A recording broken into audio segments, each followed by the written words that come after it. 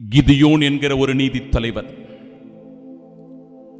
நீதி தலைவர்கள் புத்தகம் 6வது அதிகாரம் 13வது இறைவார்த்தை சொல்லுகிறது, ஆண்டவரின் தூதர் கிதியோனுக்கு தோன்றி, வலிமை மிக்க வீரனே, வலிமை மிக்க வீரனே, ஆண்டவர் உன்னோடு இருக்கிறார் என்று சொல்லுகிறார்.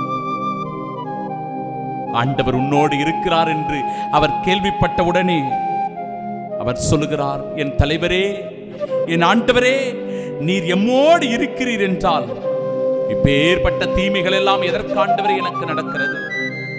எதற்காக என் மக்களுக்கு நேரிடுகிறது?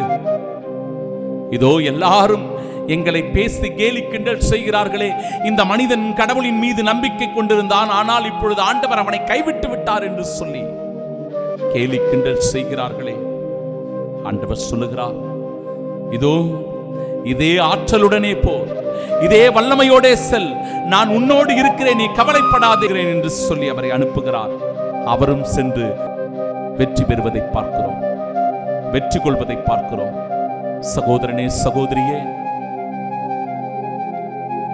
நாமும் கூட நம்பிக்கையோடு ஆண்டவர் நம் பக்கமாக இருக்கிறார், யாரும் என்னை வீழ்த்திவிட முடியாது, என் தேவன் என்னோடு உடன் இருக்கிறார், என்னை எதுவும் செய்துவிட முடியாது, என் கடவுளுடைய வல்லமை எனக்குள் இருந்து செயலாற்றுகிறது, எனவே எந்த தீமையும் என்னை ஆட்கொள்ள முடியாது என்கிற உறுதியான நம்பிக்கையோடு சென்றால் கடவுள் நம் சார்பாக இருந்து நமக்கு வெற்றியை தருவார்.